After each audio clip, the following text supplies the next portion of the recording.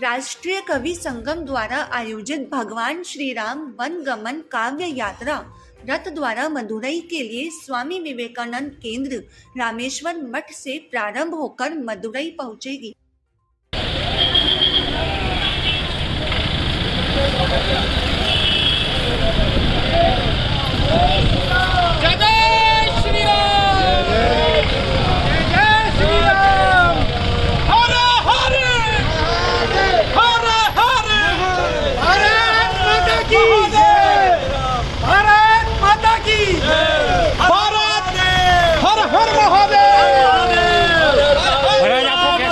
गोद में बैठकर जा रहे हैं। प्रभु श्री राम हमको सबको साथ लेकर अयोध्या को प्रस्थान कर रहे हैं। जय जय श्री राम, जय श्री राम।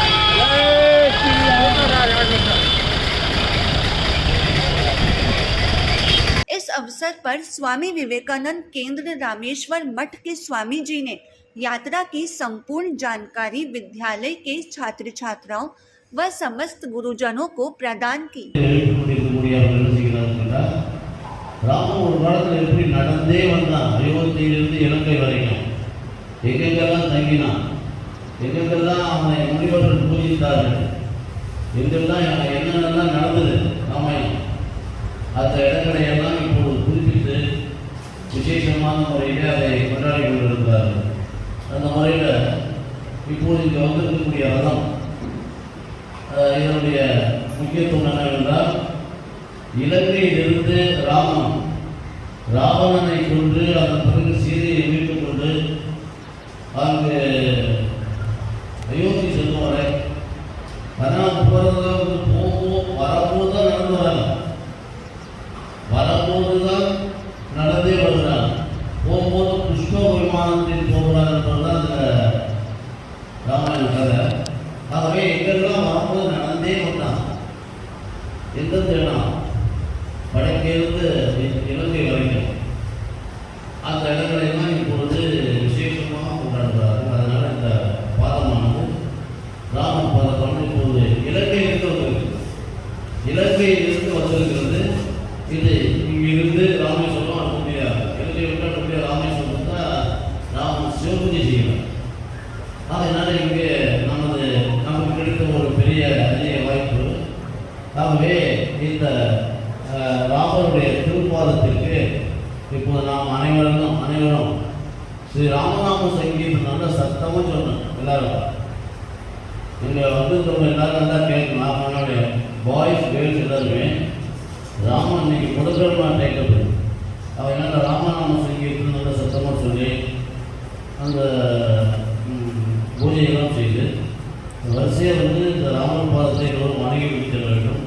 அதுவரை இந்த பாதமாக இங்கிருந்து வடக்கு நோக்கிட்டு நம்ம தமிழ்நாட்டில் எங்கெல்லாம் முக்கியமான ராமாயணம் நடந்ததோ அங்கெல்லாம் போயிட்டு அப்புறம் கர்நாடகா வழியாக ஸ்ரீராம நவமி அன்னைக்கு இந்த பாதமானது இங்கே நம்முடைய பள்ளியிலே இப்போது இருக்கக்கூடிய இந்த ராமர் பாதமானது ராமேஸ்வரம் தொடங்கி அயோத்தி வரை நீண்ட பயணம் செய்து அதன் பிறகு ஸ்ரீராம நவமி அன்னைக்கு அயோத்தி இப்போ ஆலயம் கட்டிக்கிட்டாங்க, அங்கே அங்கே வைப்பாங்க, அங்கே பூஜைக்கு வைப்பாங்க.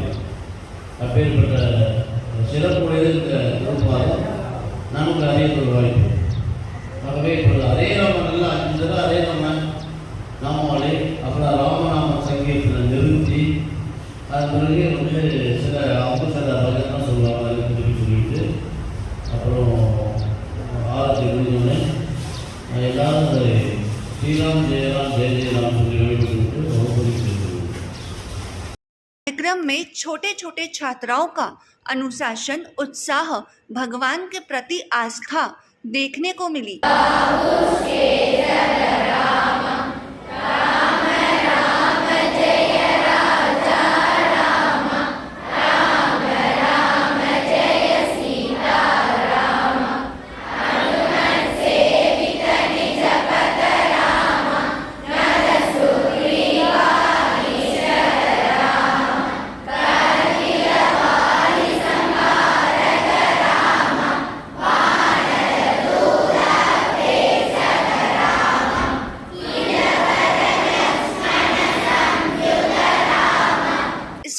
छात्रों ने मां सरस्वती, रामकृष्ण परमहंस, मां शारदे, स्वामी विवेकानंद, श्री राम के प्रतीक चरण पादुकाओं की आरती की।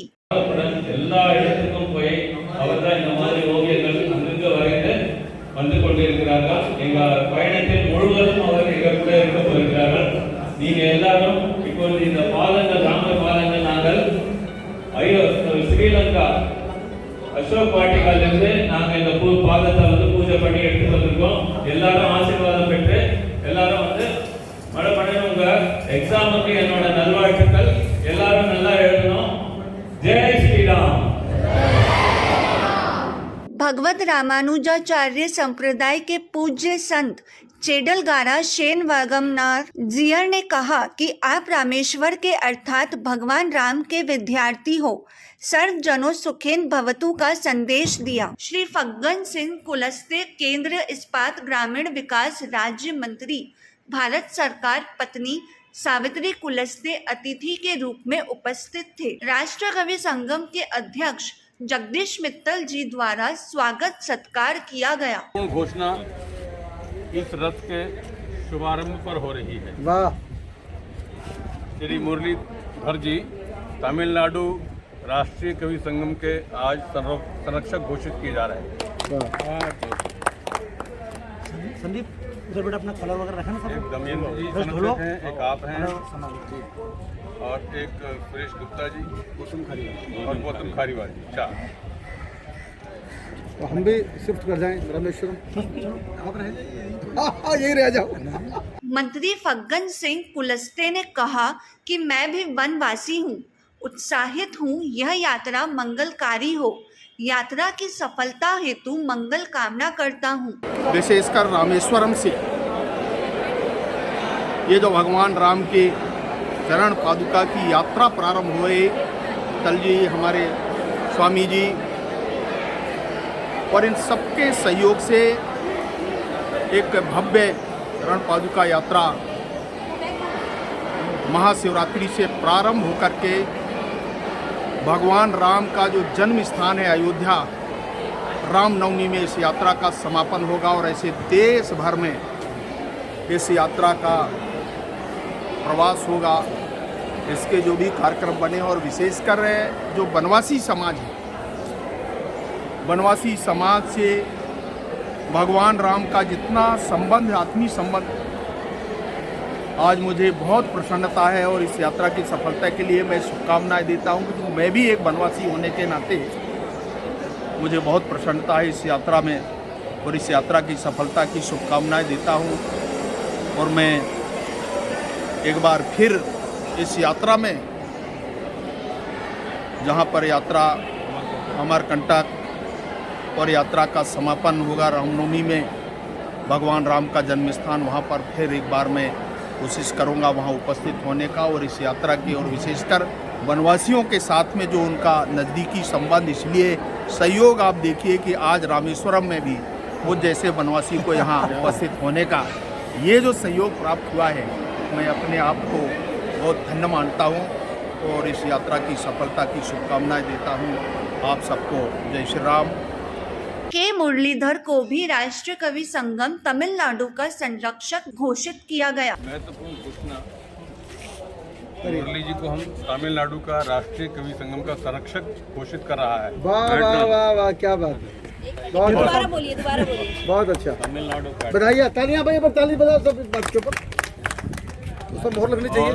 बाबा मौर्य ने स्वामी विवेकानंद रामेश्वर मंदिर का चित्र बनाया। रथ का शुभारंभ किया गया। रथ रामेश्वरम के बाजारों व मंदिरों से होता हुआ मदुरई पहुंचा। राष्ट्रीय कवि संगम के अध्यक्ष जगदीश मित्तल जी ने भी यात्रा के बारे में महत्वपूर्ण बातें बताई। ऐतिहासिक यात्रा, अभूतपूर्व यात्रा और राम जी के सपनों का काम शायद राष्ट्रीय कवि संगम के माध्यम से उन वनवासी बंधुओं का आभार व्यक्त करने के लिए जिन्होंने राम जी के काम में सहयोग किया।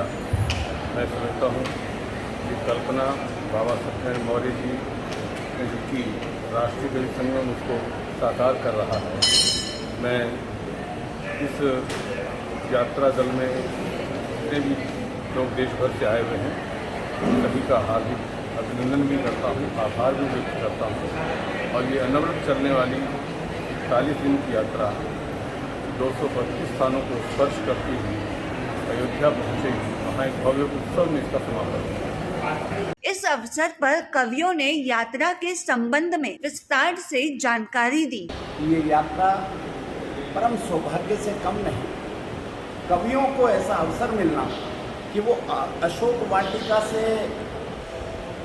भगवान राम के चरणार वृंद लेकर अयोध्या पहुंचा रहे हैं, ये बड़ी उपलब्धि जो है सौभाग्य से प्राप्त होती है। और कवियों का सौभाग्य है ये कि ये कविगण जितने भी भैया सुदीप ने अभी बताया, अर्जुन जी हैं, राजेश जी हैं, तमाम लोग यहाँ पर हैं। तो मैं सोचता हूँ कि बहुत बड़ा सौभाग्य उदित हुआ है कवियों का, जो लोग इस यात्रा में सम्मिलित हैं। मैं सिर्फ इतना कहना चाहता हूँ कि हमारा धर्म क्यों हम यात्रा पर निकले हैं, क्या ज़रूरत आन पड़ी। वो भगवान राम जो विमान से श्रीलंका से पुष्पक विमान लेकर अयोध्या पहुँचे भरत जी के वचनों के कारण, और इसलिए उन वंचितों से, उन केवटों से, उन लोगों से वो वापस नहीं मिल पाए जिन्होंने जाते समय उनकी 14 वर्ष तक बहुत सेवा की थी। उनसे वापस उनकी मुलाकात नहीं हो पाई, मिलना नहीं हुआ। तो राष्ट्रीय कवि संगम ने एक हवन लिया, एक यज्ञ लिया, एक अभियान लिया, एक अनुष्ठान धारण किया कि हम अशोक वाटिका से लेकर जहाँ तक अयोध्या तक राम जी के दास, राम जी के भक्त हैं, उन तक पहुँचे और उनको आभार ज्ञापित करें कि लो हम आपसे मिलने आए। एक समत्व का भाव लेकर, एकीकरण का भाव लेकर, समाज के प्रत्येक तबके, जाति, धर्म और विभिन्न चीज़ों को एक सूत्र में बांधने के लिए, एक माला में पिरोने के लिए राष्ट्रीय कवि संगम का बड़ा अभियान, राष्ट्र जागरण के नाम पर बड़ा अभियान है। और मैं कहना भी चाहता हूँ कि हमारा धर्म क्या है, कर्म क्या है, जान लेते हैं। सनातन सत्य क्या है, मर्म भी पहचान लेते हैं। स्वयं में राम होने का परम प्रज्ञान लेते हैं, स्वयं में राम होने का परम प्रज्ञान लेते हैं। करेंगे धर्म की रक्षा प्रतिज्ञा ठान लेते हैं, करेंगे धर्म की रक्षा प्रतिज्ञा ठान लेते हैं। मैं आप सबसे निवेदन करता हूँ, आइए इस यात्रा का आप अपने मन से समर्थन करके भी और इसमें शामिल होकर भी 7, 8, 9 तारीख को हम लोग 75 घंटे का, क्योंकि 75 वर्ष बीत गए, ये अमृत महोत्सव का वर्ष है, तो 7, 8, 9 तारीख को हम अयोध्या में 75 घंटे का अनवरत काव्य पाठ होने वाला है, अनवरत कवि सम्मेलन होने वाला है, जिसमें सामने श्रोता भी होंगे और मंच पर कवि भी होंगे। मैं आपका आह्वान करता हूँ, आपका स्वागत करने के लिए हम वहाँ तैयार रहेंगे। पधारिए। जय श्री राम। बहुत धन्यवाद। दिव्य इतनी अलौकिक यात्रा है। इस यात्रा के विषय में 2-4 शब्दों में या 2-4-5 मिनट में बोला नहीं जाता। हम कोलंबो उतरे, कोलंबो से हम रामगुड़ा गए। माँ सीता ने जहाँ अपहृत करके ले जाई गई थी, माँ सीता अशोक वाटिका जहाँ रही थी, वहाँ वो स्थान देख के एक अलौकिक अनुभूति हुई और ऐसा लगा कोई बच्चा अपनी माँ को खोजने पहुँच गया। तो वहाँ से हम शुरू हुए, फिर भारत आए। भारत में हम रामेश्वरम से हमारा महाशिवरात्रि में के पवित्र पावन दिन पर हमने रामेश्वरम में दर्शन करके महाशिवरात्रि के दिन ये यात्रा प्रारंभ की। और बड़े महनीय लोग हमारे साथ, योगेंद्र शर्मा जी, अर्जुन सिसोदिया जी, हमारे अभिभावक जो मेरे, जिन्हें मैं कहता हूँ कि मेरे अभिभावक तो ये हैं, जैसे राजेश शेखर जी, जगदीश शेखर जी, सभी लोगों का ये पूरा कारवां जो निकला है रथ यात्रा लेकर बाबा मौर्य के। भैया ये मनीष गोयल जी लिख रहे हैं कि आवाज़ बहुत कम आ रही है, सुदीप जी को और ऊँचा बोले। आवाज़ में कम ही निकाल रहा हूँ इन दिनों। 10 तारीख के पहले मेरी आवाज़ निकलेगी नहीं। हो सकता है 10 तारीख के बाद आवाज़ बंद ही हो जाए। हो सकता है कि हम जोर जोर से जय जय श्री राम चौंकने और कहा 10 तारीख के बाद तय करेगा। लेकिन हमने जो परिकल्पना की, मैंने आदरणीय चेतन जी जो परिकल्पना की इस यात्रा की, तो एक पंक्ति की मेरी परिकल्पना है, वहाँ से मैं गीत की आपको एक मुखा एक अंतरा सुनाता हूँ। सुनाइए। हम सारे लोग क्या हैं, हनुमान तो बनना हमारे बस का नहीं है, बानर सेना भी बनना हमारे बस का नहीं है। हम क्या हैं मैं बताता हूँ। हम सब गिलहरियाँ हैं। गिलहरियाँ, वो मेरा कंसेप्ट कार्यक्रम को लेकर रहा कि गिलहरी भाग सजावे रे, गिलहरी भाग सजावे रे, भाग भाग कर राम काज में हाथ बटावे रे, गिलहरी भाग सजावे रे। बड़े बड़े वीर खड़े बड़े बड़े जंग, बड़े बड़े वीर खड़े बड़े बड़े जंगी, नल नील संग महाबली बजरंगी, सागर की रेता में देह सारी रंगी, सागर की रेता में देह सारी रंगी। और एक पंक्ति का काव्य, सागर की रेता में देह सागर की रेत में गिलहरी बिल्कुल वैसे अपने शरीर को बिल्कुल पूरे शरीर पर लपेट चुकी थी जैसे कि हनुमान जी ने सिंदूर मला, एक नन्ही सी हनुमान के सागर की रेता में देह सारी रंगी, शक्ति प्रदर्शन नहीं समर्पण भाव दिखावे, बहुत अच्छे। गिलहरी भाग सजावे, भाग भाग कर के नेतृत्व में राष्ट्रकवि संगम 2 देश 8 राज्य 232 स्थान 6500 किलोमीटर की लंबी यात्रा, राम वन गमन पद यात्रा, भगवान प्रभु राम ने जो 14 सालों के वनवास में अयोध्या से लेकर श्रीलंका अशोक वाटिका तक की यात्रा की, पुनः लौट के वो आए। लंका विजय के बाद माता सीता को साथ लेकर उसी यात्रा को अनुसरण करते हुए इस पद यात्रा में मुझे भी बसंत कुमार मित्तल, झारखंड रांची का एक छोटा सा कार्यकर्ता, ना मैं कवि हूँ, ना लेखक हूँ, ना और कुछ, मैं सिर्फ राम का भक्त हनुमान हूँ। और इसी निमित्त इस कार्य में भाई जगदीश मित्तल जी के आग्रह और उनसे आग्रह करके इसमें जुड़ा हूँ। निश्चित रूप से ये मेरे लिए सौभाग्य की बात है कि देश के बड़े कवियों के साथ, राष्ट्र कवियों के साथ, वो महापुरुषों के साथ इस काव्य यात्रा में मुझे सम्मिलित होने का अवसर मिला। बहुत ही मैं सौभाग्यशाली अपने आप को मानता हूँ कि श्रीलंका और भारत 2 मैत्री देश, जहाँ पर भगवान राम ने मित्रता का संदेश दिया और माता सीता को वहाँ से वापस अयोध्या लेके आए, ये पुनित कार्य का जो सौभाग्य त्रेता युग के बाद जो आज हम सबों को मिल रहा है, इसके लिए हम कोटि कोटि भाई जगदीश जी को और पूरी टीम को राष्ट्रकवि संगम की उनको धन्यवाद देते हैं, उनका आभार व्यक्त करते हैं। ये यात्रा हमारे झारखंड में भी 28 मार्च को पहुंचेगी। श्रीलंका से यात्रा 25 तारीख से आरंभ होकर 1 तारीख को सुबह मद्रास एयरपोर्ट पर पहुंचने के बाद मदुरई एयरपोर्ट और फिर रामेश्वरम में महाशिवरात्रि जो 1 तारीख को थी, उस दिन ये यात्रा का शुभारंभ हुआ। और आपको ये जानकर खुशी होगी कि आज भी हम रामेश्वरम के इस विवेकानंद हॉल में उपस्थित हैं, रामकृष्ण मिशन के, जहाँ पर के भी काव्य पाठ और सारे कार्यक्रम होने हैं। और ये फिर 8 राज्यों से तमिलनाडु, कर्नाटका, महाराष्ट्र, मध्य प्रदेश, छत्तीसगढ़, उड़ीसा, झारखंड और फिर अपने अंतिम पड़ाव उत्तर प्रदेश के चित्रकूट धाम, काशी विश्वनाथ धाम, प्रयागराज और फिर अयोध्या में ये जाकर इसका समापन होगा। और समापन भी इतना ही ऐतिहासिक कि देश की आज़ादी के 75 साल और काव्य पाठ भी 75 घंटे का 7 तारीख से कंटिन्यू ये काव्य पाठ होगा। इसके लिए कोटि कोटि सभी देश के राष्ट्र कवियों को, छोटे कवि, बड़े कवि, सभी कवि हर प्रांतों से अयोध्या 7 तारीख को पहुंच रहे हैं और अनवरत बिना रुके 75 घंटे का ये काव्य पाठ होगा, जिसमें भी हमें सम्मिलित होने का अवसर मिलेगा।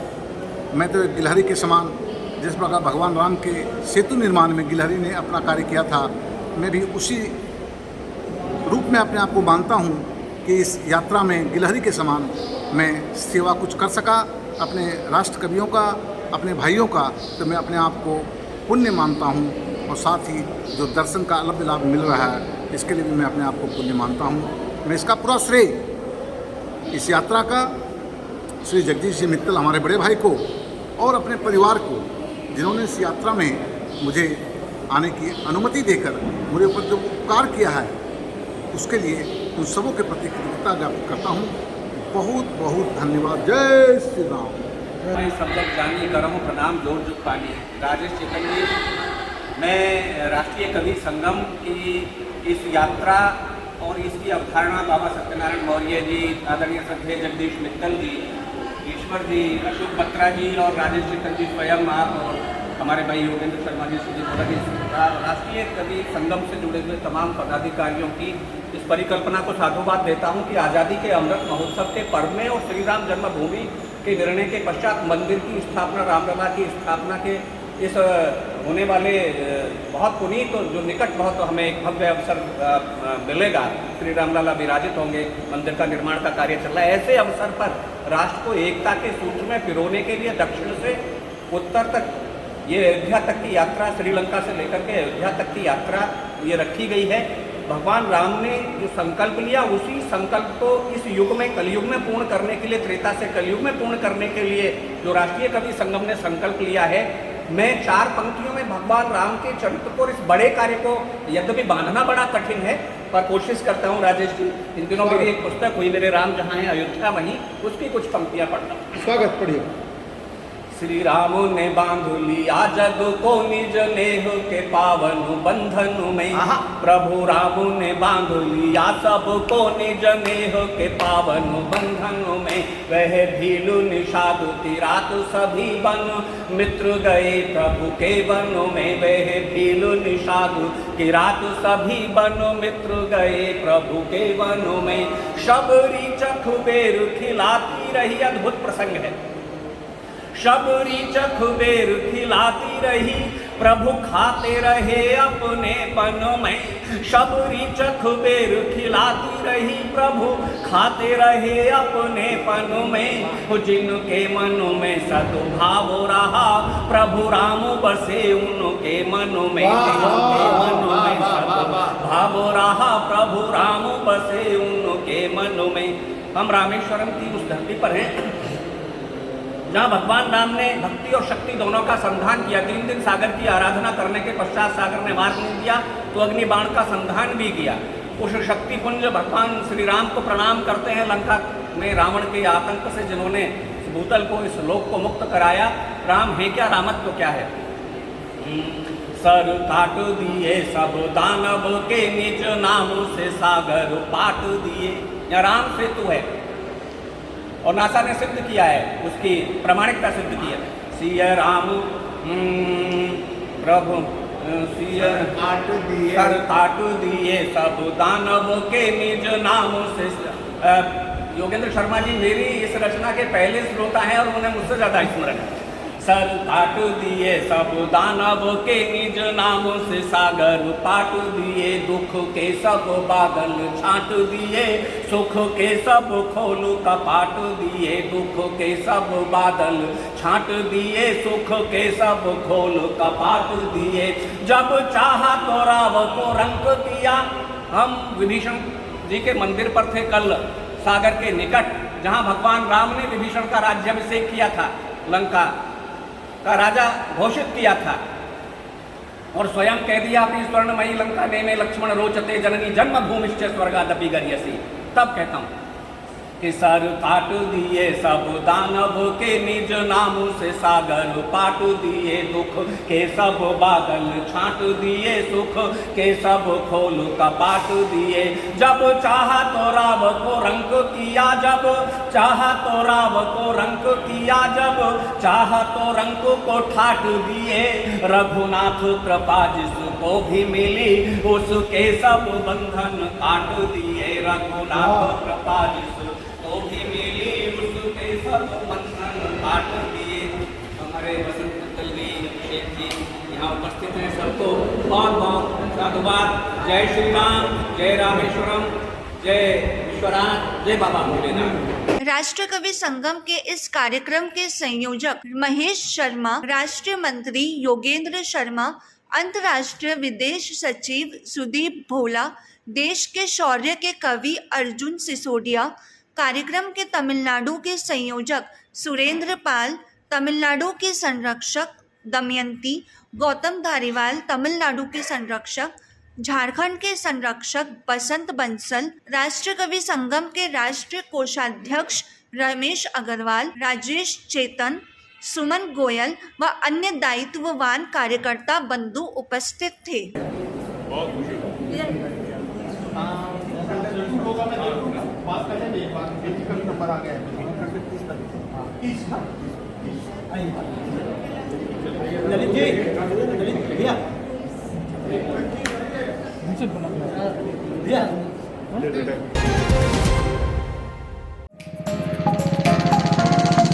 अजमेर शहर में मोबाइल रिपेयरिंग की दुनिया में तेजी से उभरता हुआ विश्वसनीय नाम एमडी मोबाइल अजमेर, जहां आपको मिलेगी एक ही छत के नीचे आधुनिक मशीनों द्वारा सस्ती दर में मोबाइल रिपेयरिंग की सुविधा। साथ ही सभी प्रकार के मोबाइल कवर व एसेसरीज हमारे यहाँ उपलब्ध है। मोबाइल टूटने से अब क्यों घबराना, चले आना MD mobile, station road, Kesarganj, Kacheri road, Ajmer.